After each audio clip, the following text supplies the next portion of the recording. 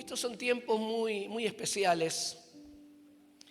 Hace unos años yo voy bastante seguido a Ucrania. Acá tenemos algunos descendientes ruso, ucraniano, a ver, descendiente de alguno, a ver. Amén. Hasta que yo mismo aprendí a decir Christos voskres. Voistinu voskres. Y el Señor me puso en el corazón un amor muy grande.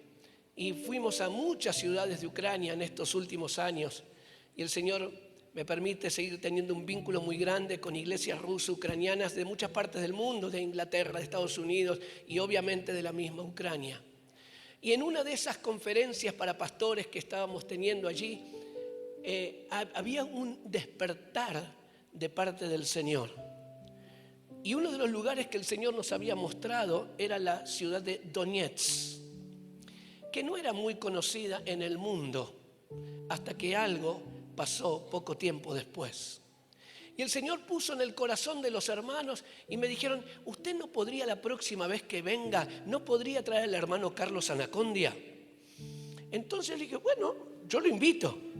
Así que pasó un año, menos de un año, y yo volví allí a Ucrania y teníamos durante el día conferencia para pastores y a la tarde, al aire libre, el hermano Carlos estaba por primera vez en Ucrania predicando allí el Evangelio. Y él dijo en un momento, yo siento que algo fuerte viene sobre Ucrania, algo que tiene que ver con un propósito de Dios mayor. Estábamos allí en Donetsk. Y hubo un mover del Espíritu Santo, una unidad entre los pastores, pero algo sentíamos que se tenía que romper en el mundo espiritual. Lo que nunca podíamos imaginar que iba a estallar realmente una guerra civil en Donetsk y que hasta el día de hoy lleva más de 10.000, 12.000 muertos. Y el Señor puso fuerte en mi corazón, hay un contexto, hay situaciones alrededor nuestro que a veces hacen que nuestros ojos miren el problema, miren la situación y no miren el propósito mayor que Dios tiene en medio de esa situación. Esto trajo persecución de pastores allí en Donetsk, tuvieron que salir muchas iglesias cerradas, pero algo comenzó a purificarse. Algún mover de Dios comenzó ahí a gestarse y yo tengo esperanza que en poquitos meses voy a estar allí de vuelta en medio de un avivamiento que se está gestando en Ucrania. Y creo que no es demasiada casualidad que esta noche estemos aquí. Aquí es donde históricamente siempre se ha hecho la fiesta del inmigrante, ¿no? Así que esta es no solamente de los que vinieron a la provincia de Misiones, sino que hay llamado de Dios sobre esta provincia y sobre esta tierra para un llamado misionero de acá a las naciones que ustedes jamás podrán llegar a imaginarse lo que está sentado en los planes de Dios. Pero esta palabra profética se las dejo ahí chiquitita, pero ténganla porque va a venir, va a venir. Todos sabemos que estamos en medio de una pandemia mundial. Algunos hablan de conspiración, otros de accidentes de laboratorio. Ni la Organización Mundial de la Salud sabe ahora cómo se contagia, si es por la oreja, si es por la uña. Y qué cepas van apareciendo y qué vacunas, si es la Pfizer o la rusa o la AstraZeneca o lo que fuera. Cuando fue las Torres Gemelas, allí el atentado, se solucionaba con más control, con drones, con más policía. Pero al venir esta pandemia, una de las lecciones que nos deja es que somos absolutamente vulnerables. Que puede surgir otra en cualquier momento y no hay defensa. Por más que se inventen vacunas, ustedes saben bien que la inmunidad dura 3-4 meses. Y después uno puede volver a contagiarse, es lo que nos están diciendo. Nuestro mundo está vulnerable como nunca antes en la historia de la humanidad. Y nosotros nos podemos quedar mirando las circunstancias o podemos elegir y decir, a ver, ¿de dónde viene el viento? ¿Cuál es el propósito mayor que Dios tiene aquí? Porque ante cada circunstancia crítica, fuerte, en medio de cada evento, en medio de cada invento, en medio de cada tormento, invento, tormento, hay propósitos del cielo que son mucho mayores y son los que Dios tiene preparados a través de la iglesia del Señor. Amén. ¿Usted lo cree?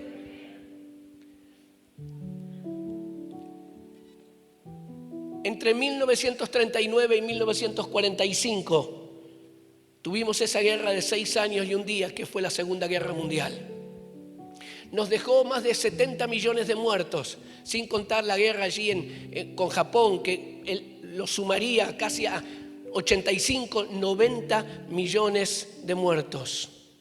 Un dolor tan grande cambió el mapa del mundo. A partir de allí, en 1947, comenzó lo que se conoció como la Guerra Fría, que duró hasta el 91.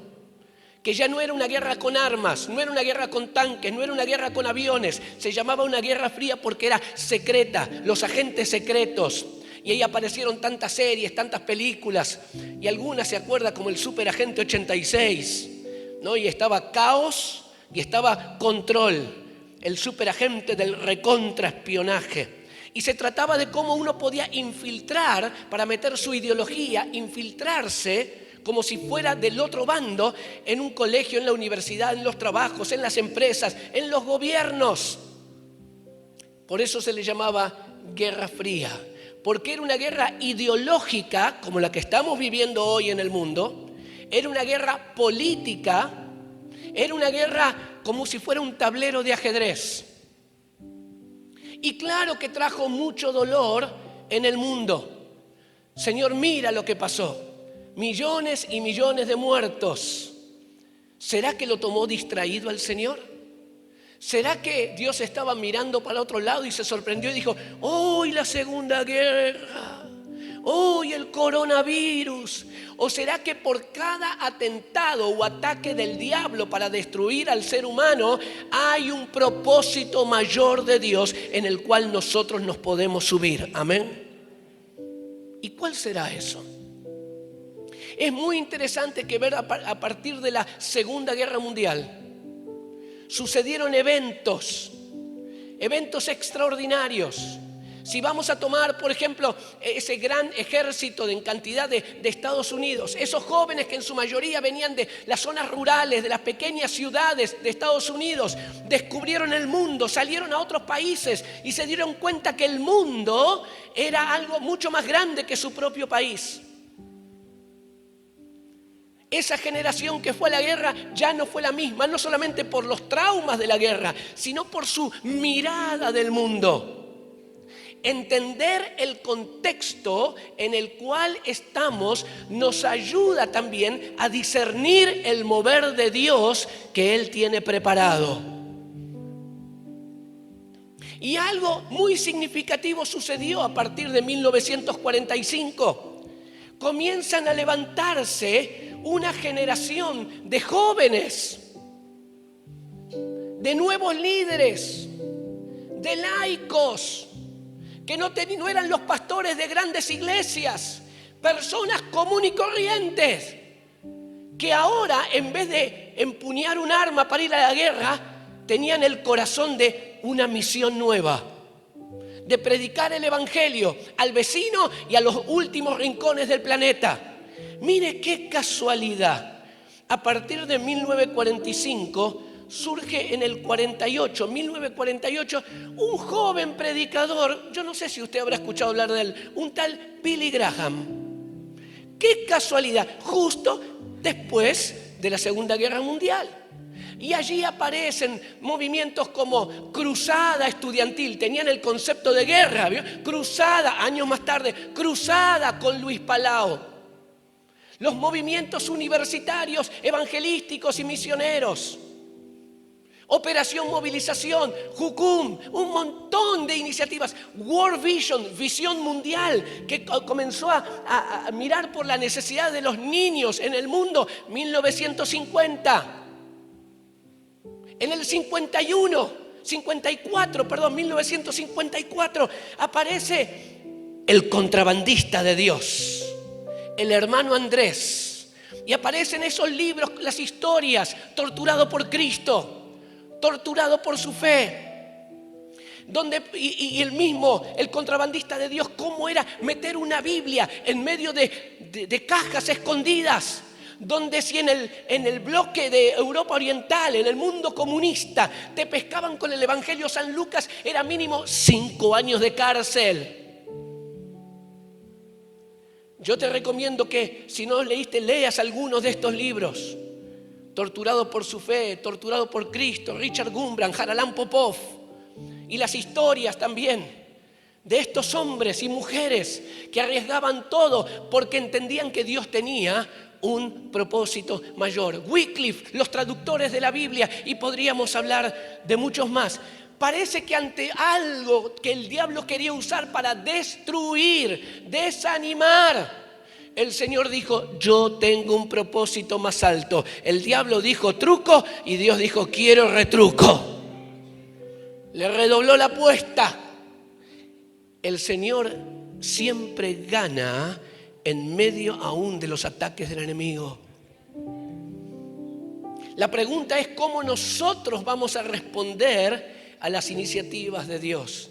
Es interesante allí, acompáñenme un poquito por Lucas, unos saltitos ahí por el Evangelio de Lucas. Parece que para Dios el contexto, las circunstancias que vivimos son importantes.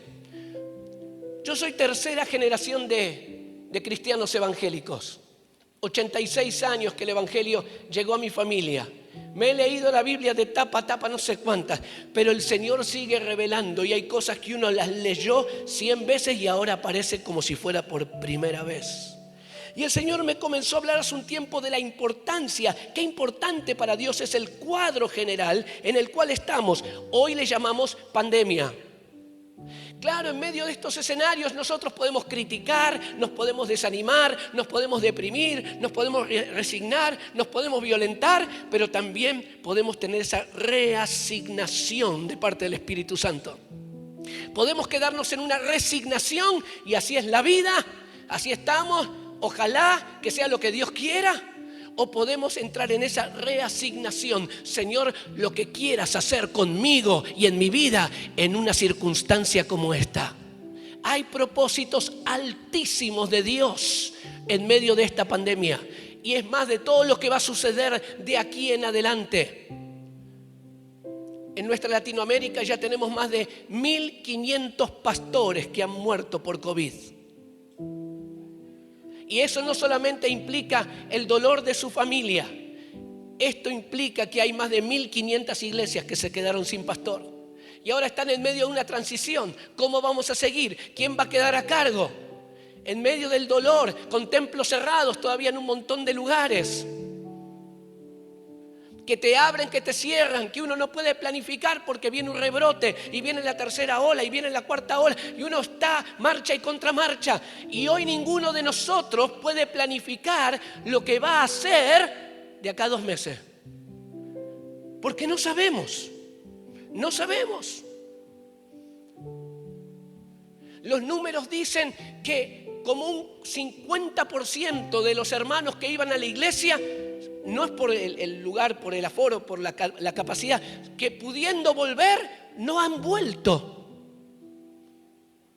En Estados Unidos, vengo ahora de allá, los pastores me decían, mira, acá la gente ya hace vida normal de lunes a sábado y domingo hace cuarentena. Total, ahora sigue por Zoom, un poquito acá, un poquito allá, ve el otro poquito. Pero al mismo tiempo el Señor está trayendo en muchos lugares mucha gente nueva. Y gente que estaba apartada se está reconciliando. Parece que hay un flujo ahí de recambio. Pastores que me dicen, mira, yo tenía 3, 4 líderes y de los 4 líderes, 2 se durmieron, se apagaron, se desconectaron. pero están surgiendo nuevos líderes. Hay algo que está pasando. Señor, ayúdanos a entender lo que estás queriendo hacer en un contexto de tanta vulnerabilidad e incertidumbre como el que estamos viviendo. Hay algo mayor del Señor. Así que si usted mira, una pequeña mirada nomás. Lucas 1:5 comienza ahí cuando realmente comienza, porque lo demás es el prólogo.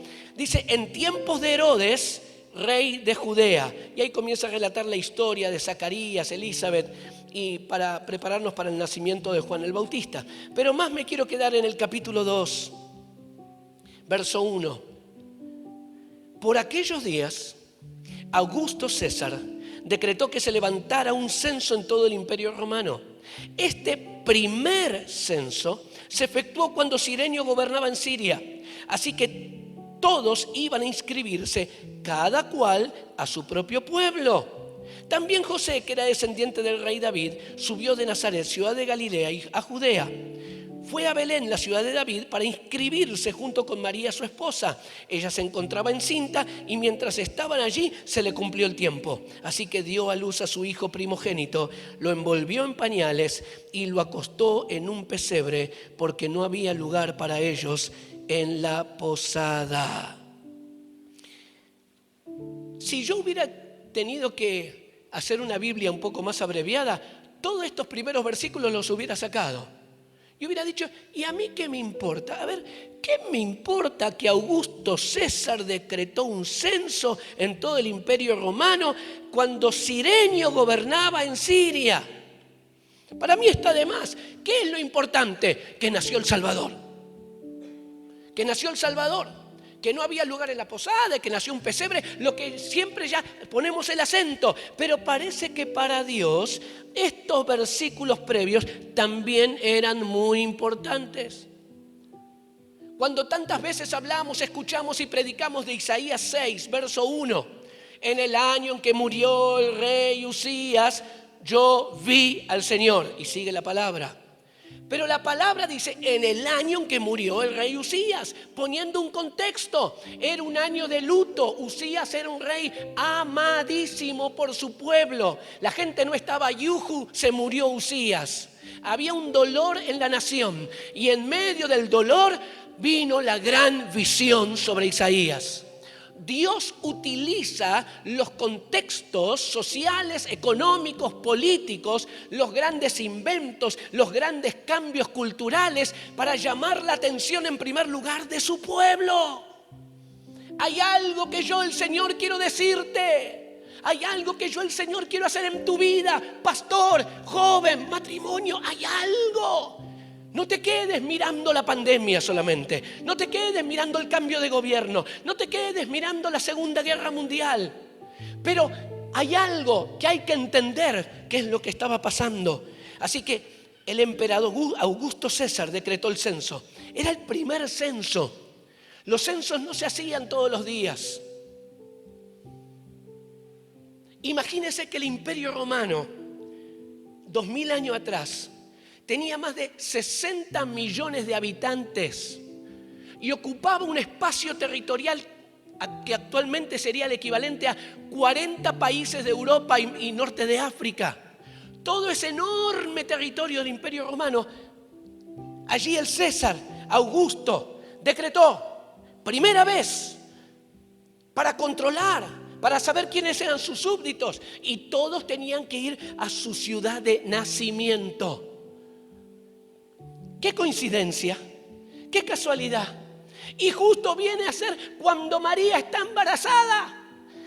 Tenían que moverse hasta Belén como 110, 120 kilómetros, 6 días de camino. ¿Por qué? Justo en el momento que estaba todo lleno por el censo y tuvo que nacer el Salvador donde nació. En un lugar, en medio de los animales, que no había perfume francés. Imagíneselo. ¿por qué, Señor? ¿Por qué no fue un poquito antes? No fue un poco después. Pero el Señor quería hacer algo en medio del censo, en medio de la debilidad, en medio de la vulnerabilidad. Siempre Dios tiene propósitos más grandes. Aunque hayas perdido tu trabajo, aunque hayan cambiado las circunstancias, aunque hayas perdido un ser querido, aunque tengas más preguntas que respuestas acerca del futuro, yo quiero decirte que el Señor está reinando en su trono. Y aunque no lo podamos ver, Él sigue obrando. Él sigue obrando. Y hay propósito claro.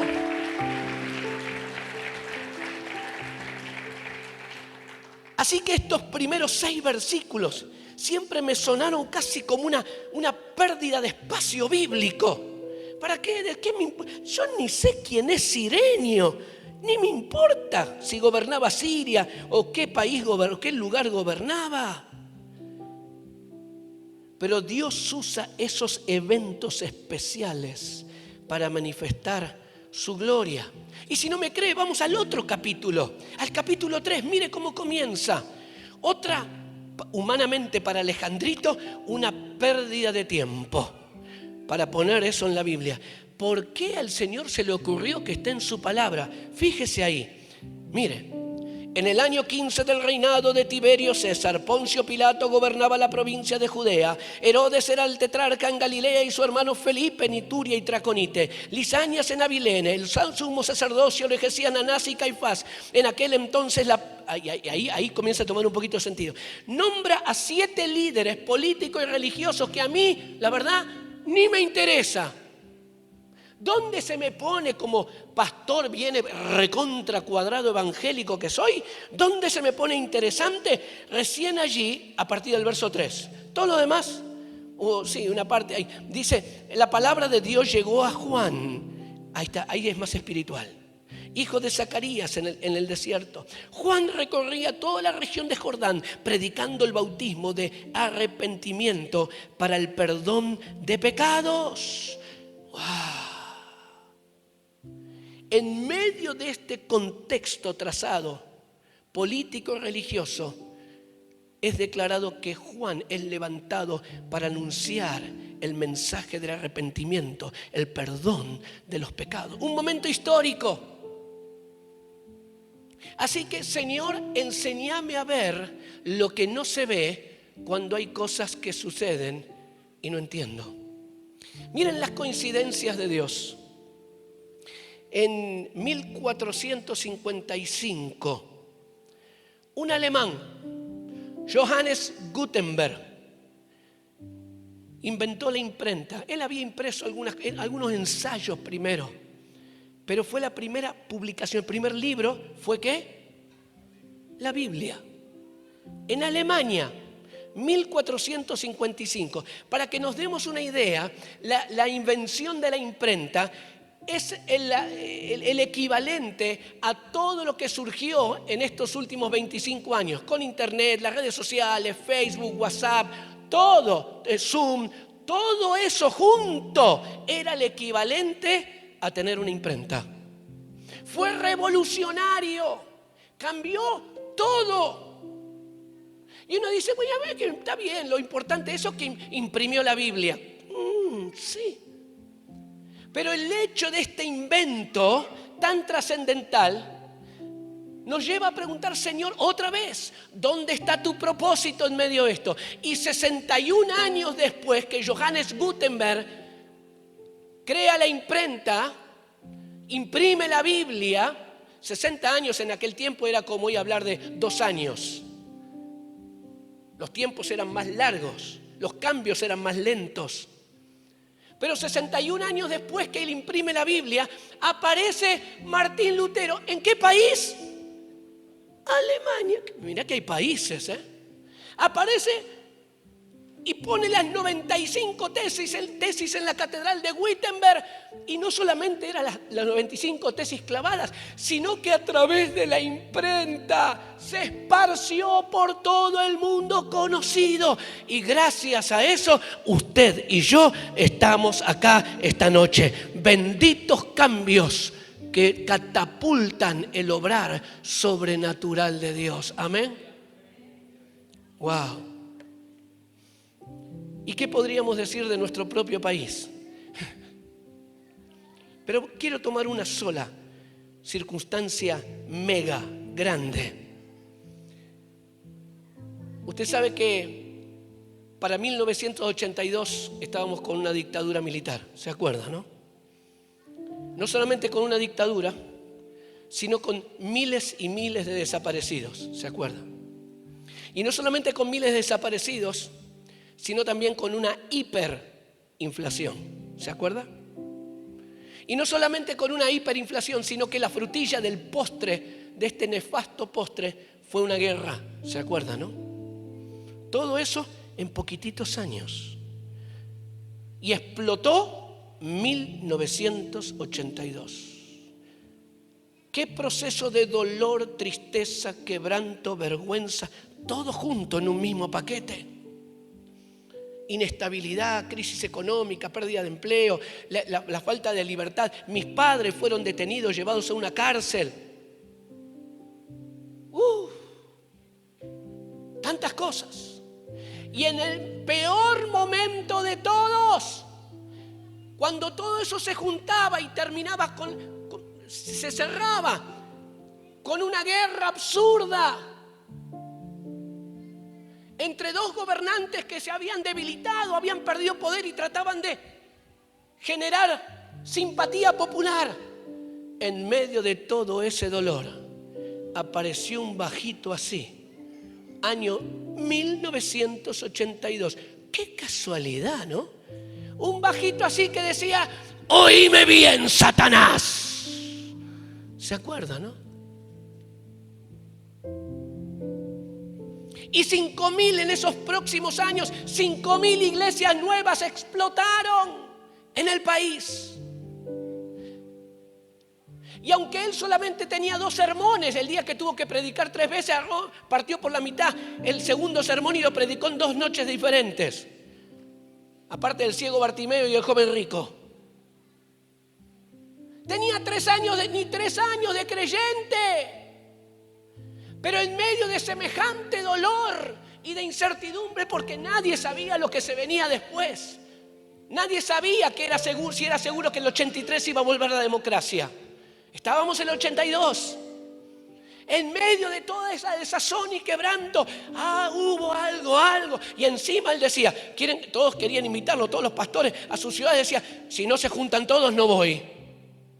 Y hasta eso provocó que se formaran un montón de consejos pastorales y comenzara a desarrollarse un espíritu de unidad en nuestra nación, como pocas naciones lo tienen. Aunque todavía nuestra unidad pastoral es debilucha, le falta mucho.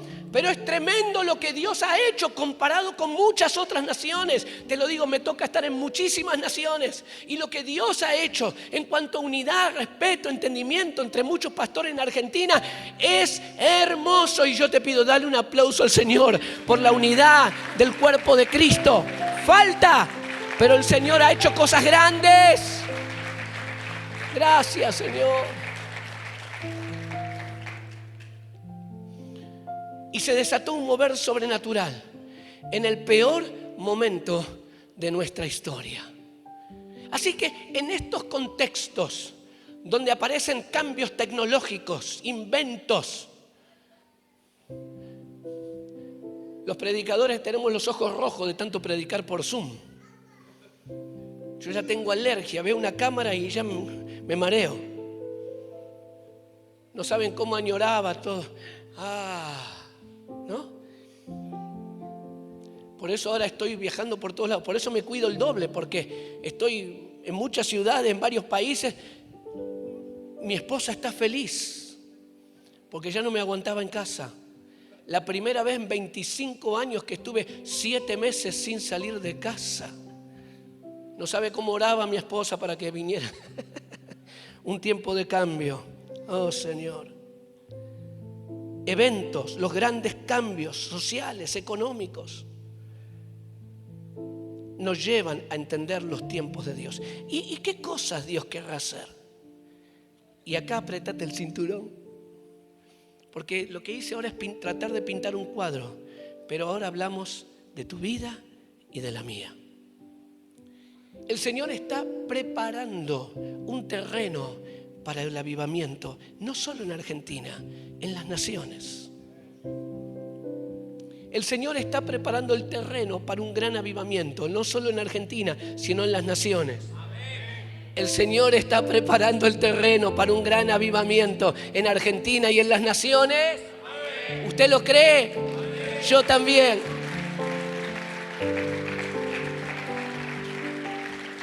Pero cuando usted ve la historia de muchos de los avivamientos, el de Gales, el de las Islas Hébridas en Escocia, Azusa Street o muchos otros, tenían algunos elementos en común.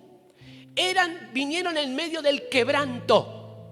Vinieron en medio de la pobreza. Cuando se levantó el Ejército de Salvación, 1875, el general William Booth, por eso tenían uniformes, ellos tomaron un sentido de guerra, porque el 60% de los niños ingleses, aunque usted no lo crea, 60% se morían antes de los 5 años de edad. Por tanta perversión, tanta violencia, tanto alcoholismo. Las sesiones del Parlamento británico se suspendían periódicamente porque estaban todos los parlamentarios, estaban todos borrachos. La suciedad, la miseria, la pobreza, la violencia, la perversión gobernaba en Inglaterra. Y en ese contexto de tanto quebranto, se levantaron entre otros William Booth con el Ejército de Salvación y otros. Y pusieron en su emblema sangre y fuego. Sangre por la sangre de Cristo, fuego el fuego del Espíritu Santo. Y con 2 espadas atravesadas. Señor, que van a poner espadas. Y ellos decían, ponemos las espadas porque los del ejército, los salvacionistas, estamos en guerra. ¡Wow! ¿En guerra? ¿En guerra contra qué? Y ellos te decían, estamos en guerra contra el pecado. Y no solamente el pecado en las calles, sino el pecado del corazón. En el avivamiento de Gales de 1904, que detonó luego el avivamiento en Azusa Street 1906, eran contextos miserables, contextos de dolor, las minas de carbón, la gente se moría. Terrible lo que nosotros estamos pasando comparado con aquello. Es como tener una uña encarnada en medio de la guerra. Y en medio de eso, en este avivamiento de Gales, Dios comienza a traer convicción de pecado a la gente. No le decían error, le decían pecado. Y cantaban, oh pecadores, venid. 100.000 personas. En pocas semanas, 100.000 personas entregaron su vida a Cristo en el avivamiento de Gales. Pero tiene una marca. Primero, purificación de la iglesia. Por las buenas o como venga. En un tiempo de avivamiento allí en la iglesia en Jerusalén, donde había crecimiento, señales, prodigios, milagros, que todos nos alegramos, hubo un matrimonio llamado, que eran Ananías y Zafira. Todo iba bien, todo iba viento a favor. Y este matrimonio cobró una herencia. Y dijeron, bueno, por las dudas, uno nunca sabe lo que puede pasar en el futuro. Guardaron ahí $30,000 en el banco. Y fueron con 150,000 a los pies de los apóstoles, porque amamos la obra de Dios, porque amamos, queremos extender el reino. Venimos a traer todo el dinero de nuestra herencia, como si lo pudiéramos impactar a Dios con una ofrenda de $150,000 o de $1,000,000. Y los apóstoles le dijeron, ¿por qué mentiste? Te podrías haber quedado con todo el dinero. ¿Quién te obligó? Pero por haber mentido al Espíritu Santo. ¡Wow! Cayó fulminado primero el marido. Después le dieron la oportunidad a la esposa y le preguntaron. Se habían puesto de acuerdo para mentir. Y a pesar de que dieron una tremenda ofrenda para la iglesia, los dos cayeron fulminados. Porque este tiempo que se viene, no podemos andar a medias tintas. No podemos andar con agendas ocultas. No podemos ser más o menos. Este tiempo que se viene es un tiempo de adentro o afuera. Y dice la palabra que por la muerte de Ananías y Zafira vino gran temor sobre la iglesia, toda la iglesia. Nunca habían vivido algo así. Se llenaron de temor. No les alcanzó las sanidades, no alcanzaron los milagros, no alcanzaron la multiplicación, porque vieron la muerte en la propia iglesia con juicio de Dios. Todos queremos crecer, todos queremos ver que los gobiernos sean llenos de Espíritu Santo, la gente, todo. Pero un avivamiento comienza con purificación del pueblo de Dios. Y en este proceso, este servidor está involucrado. Donde el Señor me pone ahí. Y parece que ahora no me deja pasar cosas que antes me dejaba pasar. Porque estamos entrando en un tiempo de despertar espiritual. Y no es chiste, queridos hermanos. El Señor está pasando, purificando, consumiendo lo que es hojarasca. Y que salga, tenga más brillo aquello que tiene oro, que es oro en nuestra vida. Estos tiempos están mostrándonos las fortalezas y debilidades que tenemos como iglesia, lo mejor y lo peor. Eso es lo que está pasando. Aparece lo mejor y lo peor.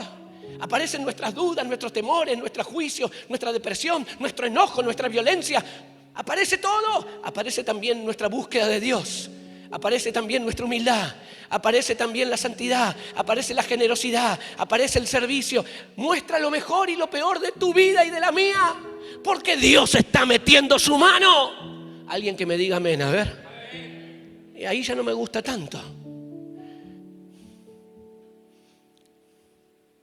Cuando hay un mover de Dios como el que se está gestando, esto es como la ola que viene. Y uno puede decir, Señor, llévame, Señor, por el mover de tu Espíritu Santo, llévame donde quieras, en las naciones, llévame a donde quieras, en mi relación contigo, restaurando relaciones con los demás, purificando mi corazón. Pero cuando yo era adolescente y veía a todos los chicos que con el barrenador se ponían así, ¿no?, para que los lleve el agua, yo me quise hacer el machito. Dije, ¿por qué todos estos bobos se dejan? Yo me voy a poner así frente a la ola. Y la ola va a romper y yo voy a estar, mostrar que soy firme. Vino la ola, rompió donde yo estaba y eso es lo último que me acordé. Cuando abrí los ojos estaba a 30 metros en la orilla y no solamente lleno de arena, no solo que estaba lleno de arena, sino hasta que tuve que levantarme la malla que se me había caído.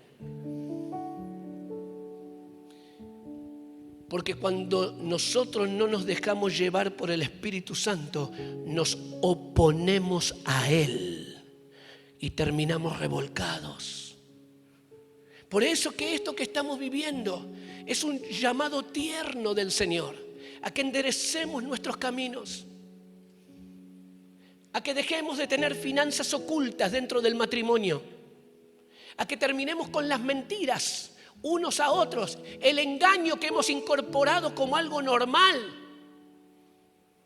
la corrupción, el soborno, la evasión de la ley, el juicio, la crítica, las raíces de amargura, la falta de perdón. Y nos hemos acostumbrado a vivir con mochilas.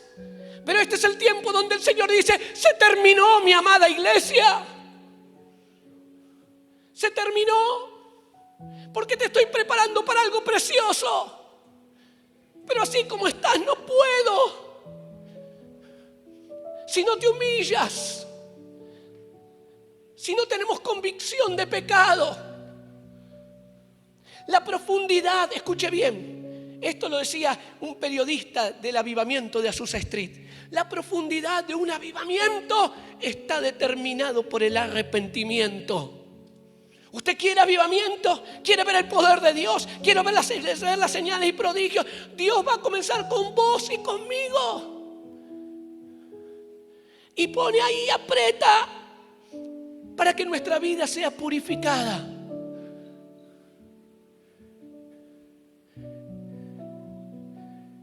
Todo lo que estamos viendo nos está llevando a una iglesia tratada por la mano del alfarero. Duele, revienta tu orgullo y el mío. Hace que nuestras buenas obras, nuestra justicia, sean trapos de inmundicia. Los trapos de inmundicia no eran una cosa rejilla, sucia. Los trapos de inmundicia eran los trapos de la menstruación.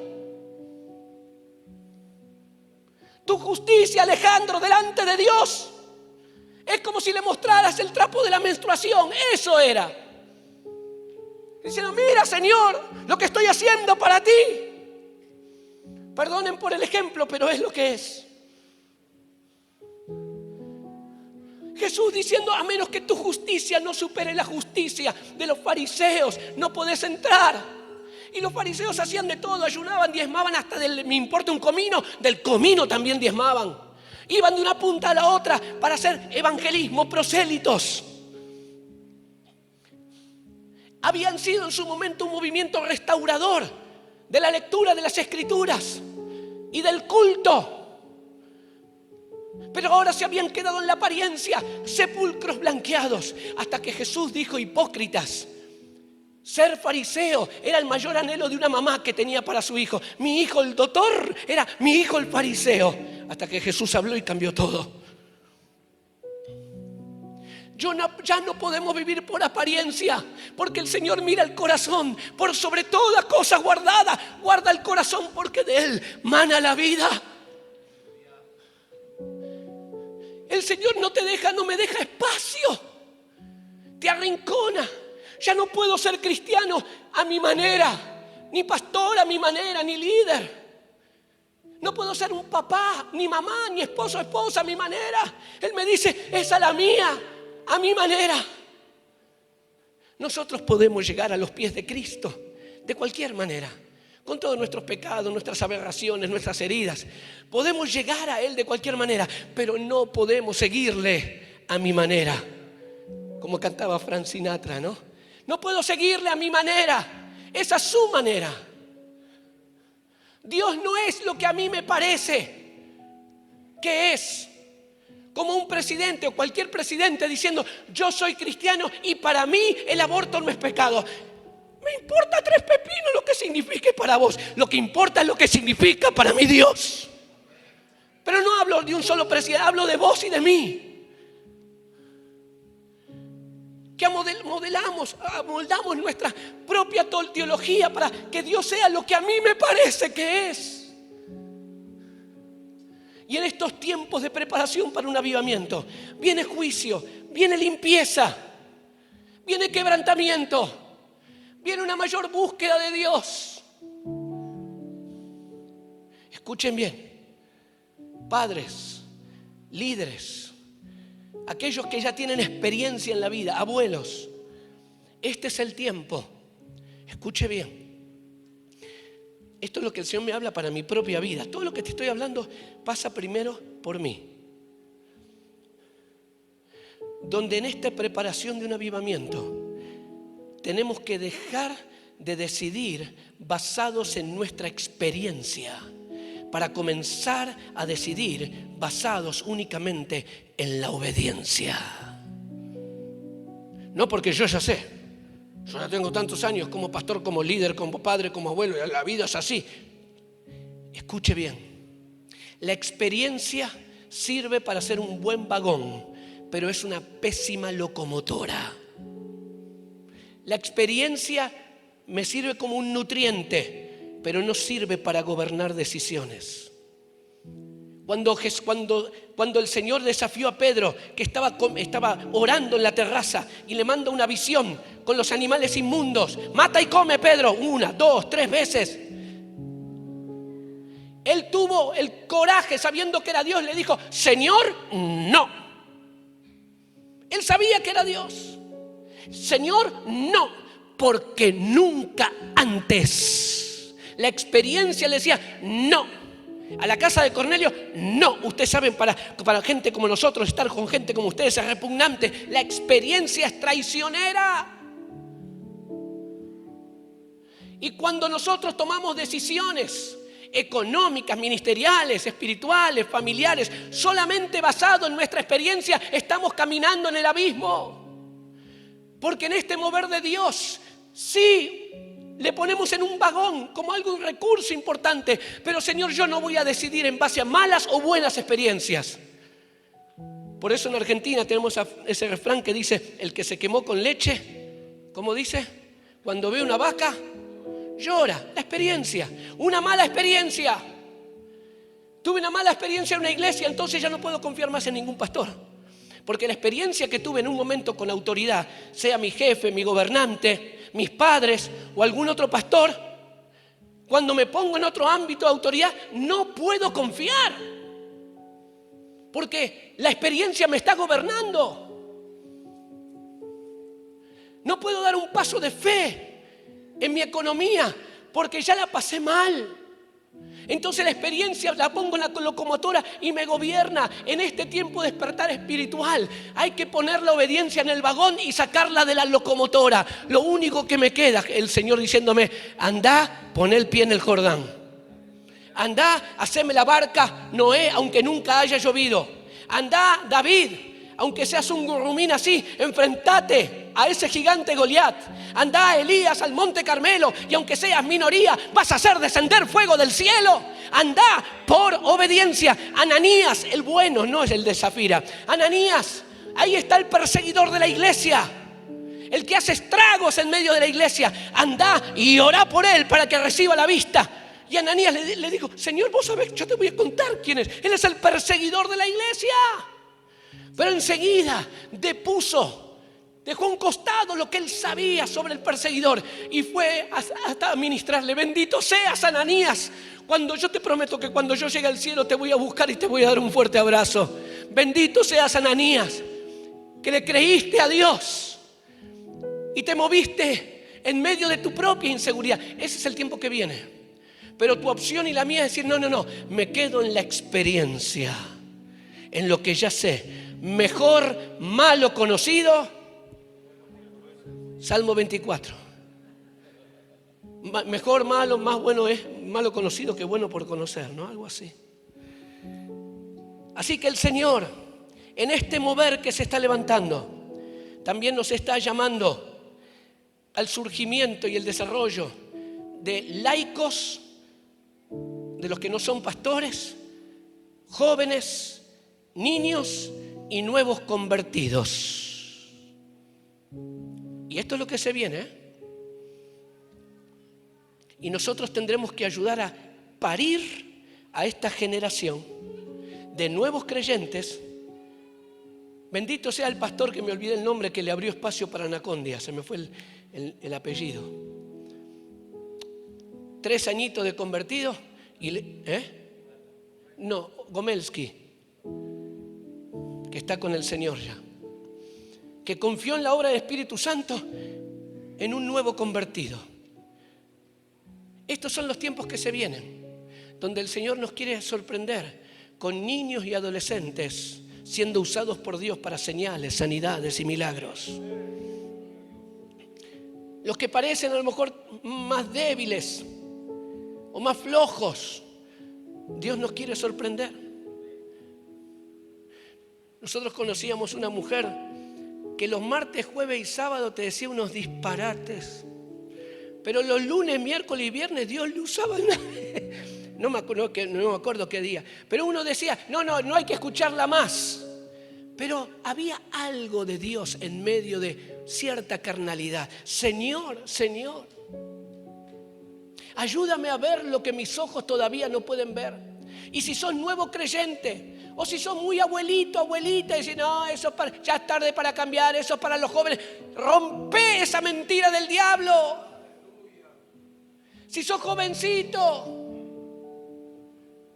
y si decís: no, yo no soy siervo de Dios porque no soy pastor, rompe esa mentira del diablo. Dios está llamando a su pueblo y está levantando un movimiento descentralizado de uno y otro, de una manera y de la otra, para mostrar su gloria, para incluso llevar todo el mover de Dios fuera de incluidos nuestros edificios, pero en lugares donde no imaginábamos. sanidades y milagros en medio de la municipalidad, levantamiento de misioneros para las naciones, algo que produce caos. Porque en un mover del Espíritu, esto lo decía un hermano, Charles Swindoll, hace 40 años, si nosotros dejamos el movimiento, nos transformamos en un monumento. Y los movimientos son así como el río. Ahí nosotros en Jucum, en Ituzaingó, tenemos una linda pileta de natación. Pero le tenemos que poner barrefondo, químicos, hay que limpiar, hay que todo el proceso para mantenerla. Y cuesta un montón de plata. De vez en cuando le sacamos un poco de agua, le ponemos otra. Bueno, lo que hace cualquier persona para mantener algo que es artificial. En estos tiempos a los cuales Dios nos está llevando, Él nos dice, ¿querés quedarte como una pileta de natación o querés fluir y navegar en mis ríos? Los ríos tienen algunas piedritas, algunas basuritas, pero siempre corre, siempre corre, siempre corre, siempre corre, siempre fluye, siempre tiene un poquito algo de medio desordenado y nosotros le queremos poner todo en cajitas, queremos hacer del río una buena pileta de natación, forma de riñón, todo olímpica o lo que fuera. Y el Señor nos dice, yo estoy preparando algo que tiene que ver con un movimiento que no se deja de mover, que excede a nuestro control, a nuestro entendimiento, que uno dice no entiendo nada, pero es el poder del Espíritu Santo.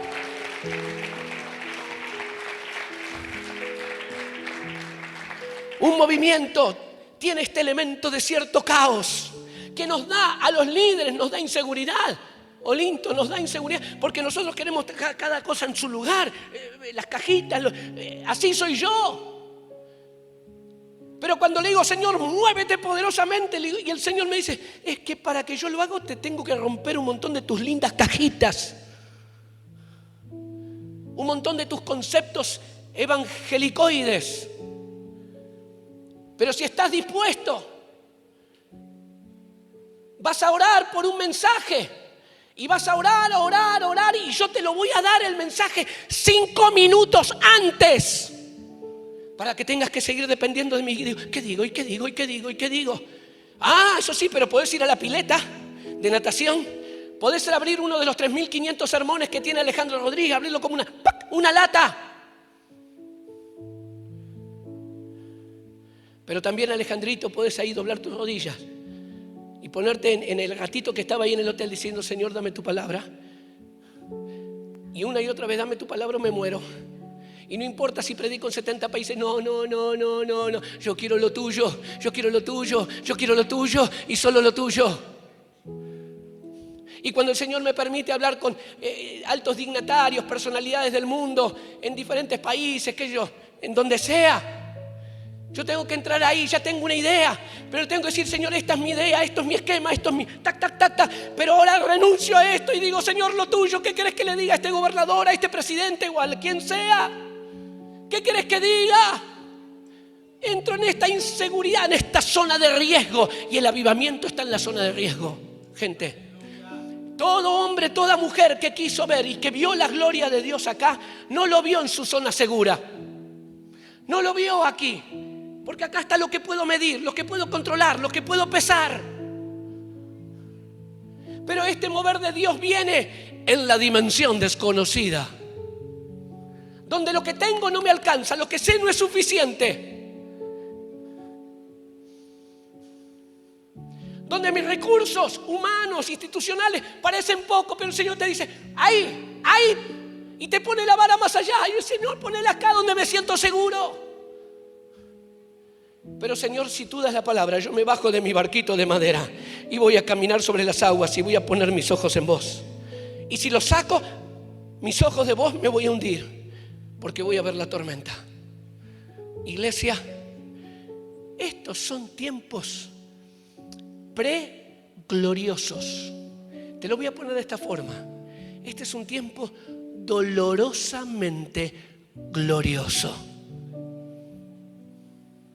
Yo estoy en una incómoda insatisfacción. orar 3 horas y no es porque ore 4. Puedo hacer todo lo que Dios me pide y parece que... Y el Señor me permite, no me gusta, yo quisiera tener todo bajo control. Pero el Señor me dice, te voy a dejar insatisfecho para que veas que no es de lo que vos seas usado por mí o hagas para mí o lo que ayunes, es para que vivas en movimiento.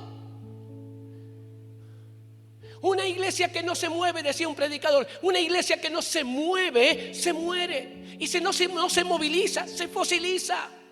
No existe la estabilidad.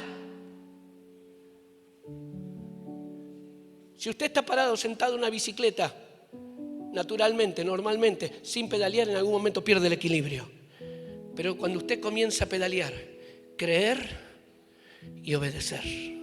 Creer y obedecer, creer y obedecer, creer y obedecer, creer y obedecer. Usted comienza a pedalear, naturalmente viene el equilibrio a su vida. Quiero ir terminando.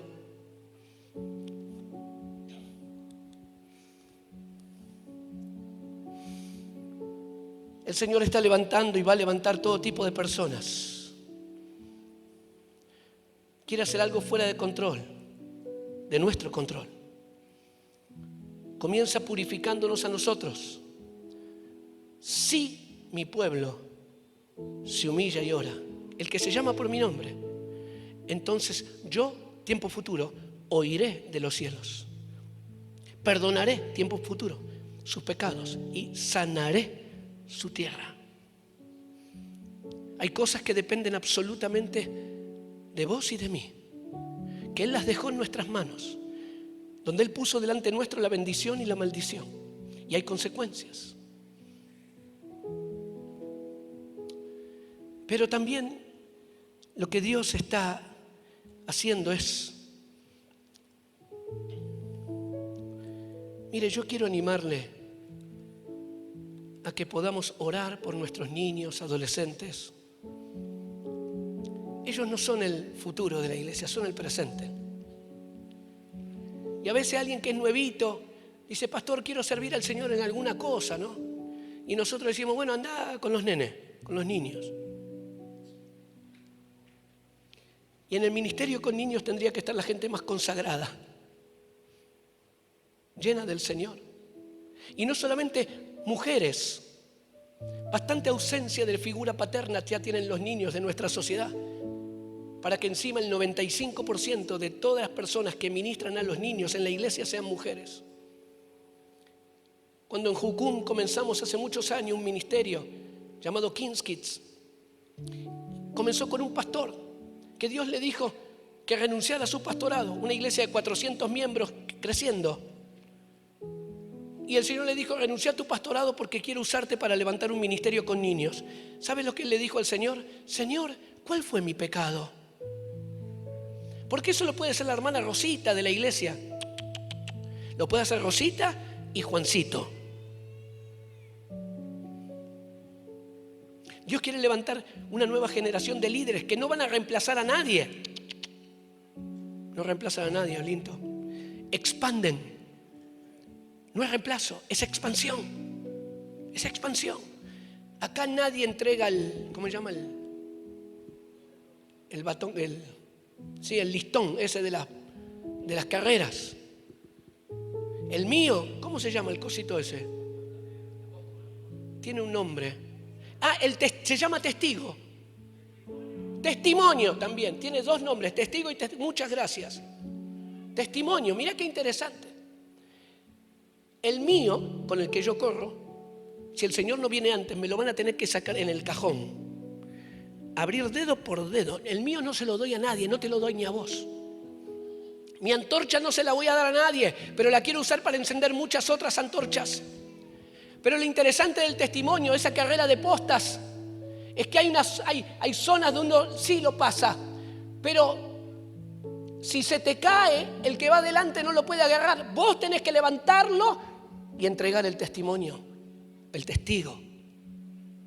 El Señor quiere levantar una generación y nosotros, pastores, líderes, padres y abuelos, tenemos que promoverlos. Ore por ellos, Enseñe a sus niños y nietos a orar por la obra misionera. Que ofrenden para las misiones. No, usted no se imagina cuánta plata son capaces de levantar ellos para la obra misionera. Y no le ponga que sea mi hijo el doctor. Si el Señor le está inquietando para ir a otra provincia, a otras naciones, a sus hijos, adolescentes, no le tire un balde de agua fría, que primero me estudie. Póngase de rodillas a orar con su hijo y su nieto, a escuchar la voz de Dios. No, yo no quiero que seas un don nadie como yo, o un fracasado en la vida como tu abuelo, que tengas algo en la vida. Todo eso, que seas alguien en la vida. Escúcheme, no sé por qué estoy diciendo eso, pero no estaba escrito ahí. Esto que a veces decimos con tanta naturalidad, que seas alguien en la vida, es una mentira del diablo. Usted ya es alguien en la vida porque Dios lo amó con amor eterno. No necesita agregar cosas para ser alguien en la vida, porque si no logra, ¿sabe? Yo en todos los países pregunto, ¿qué significa ser alguien en la vida para usted? Y en todos, los chinos, los rusos, los coreanos, los brasileños, todos me dicen lo mismo. Tener la casa propia, ser famoso, tener el auto, tener un título, todos me dicen lo mismo.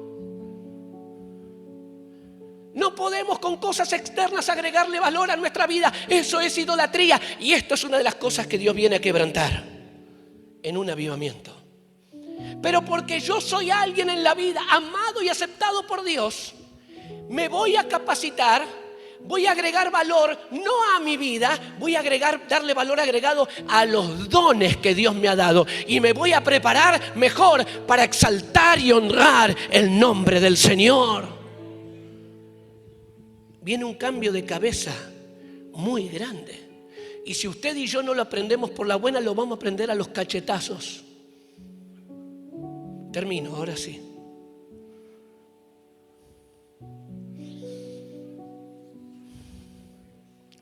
No lo busque simplemente si está anotando o para la grabación. Allí en Segunda de Reyes, capítulo 20, del verso 16 en adelante. Segunda de Reyes, capítulo 20. Había un rey que había sido el mejor rey de toda la historia de Judá. Su nombre, Ezequías. Y Dios lo prosperaba en todo porque puso su confianza en el Señor. Dios lo prosperaba en todo. Mire, si Dios me hubiera prosperado en la mitad de las cosas que yo emprendí, yo ya firmaba de acuerdo. Pero Ezequías, Dios lo prosperó en todo. Todo le salía bien. Envidiable. Pero vienen unos mensajeros de afuera y él le muestra todos los tesoros. Entonces un día el profeta le dice, todo eso que les mostraste a esos embajadores, todo eso lo vas a perder. Pero no va a pasar ahora, va a pasar más adelante. Le estaba dando una palabra terrible. Van a ser eunucos, van a trabajar para otros, van a ser servidores de otros. Todo esto te lo van a quitar. Y este maravilloso rey tuvo la respuesta más necia, de las cuales muchas veces yo también he dado. Él le dice al profeta, cuando le dio terrible palabra, el rey contesta, la palabra de Dios es buena, porque al menos en mis días habrá paz. Porque al menos mientras yo sea el padre, la mamá, mientras esté bajo este techo, mientras yo sea el líder, el gobernante, el pastor, cualquiera, todo va a estar bien en mi tiempo. No le importó lo que venía. Papá, mamá, abuelo, líder, pastores. Nosotros fuimos llamados a liderar, pastorear para la próxima generación. No para los de mi edad. Yo tengo 60. Levantar, discipular, invertir, desafiar a los que están viniendo. Ezequías no le importó lo que venía. ¿Está todo bien? En mi empresa, mi ministerio, mi familia, mientras esté todo tranquilito en cajita, en pileta de natación, modo automático, pero su hijo Manasés se incorporó a la hechicería, la brujería, fritó vivos, sacrificó a sus hijos. Los nietitos del gran rey Ezequías fueron sacrificados a los ídolos, porque al mejor rey de la historia de Judá no le importó lo que iba a pasar en 5 años.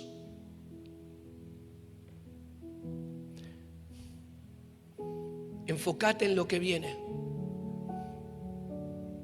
Tus hijos, los jóvenes, los niños, los nuevos convertidos, para que ellos no crezcan con los vicios que nosotros hemos crecido.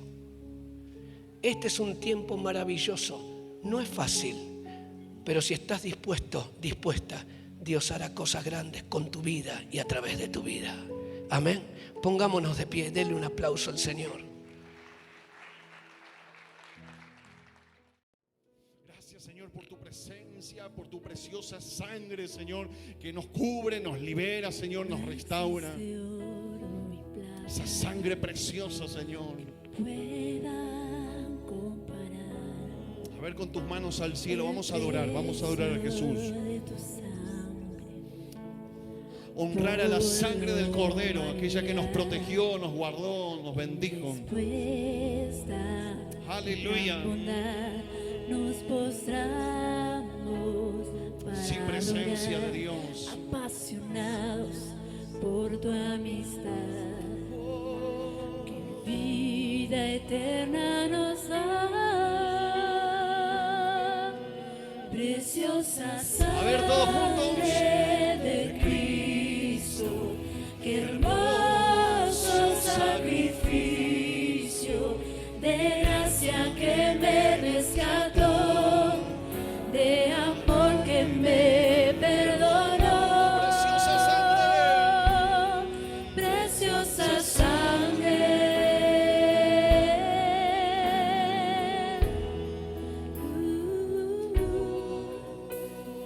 No existe oro y plata que pueda. Gracias, Espíritu Santo, gracias. Precio de tu sangre por la humanidad. Gracias, Jesús. Respuesta con gran bondad nos postramos para adorar, apasionados por tu amistad. Sí, Jesús. Vida eterna nos A ver, todos da, preciosa sangre de Cristo, La que nos guarda, la que nos guía, hermoso la que nos protege.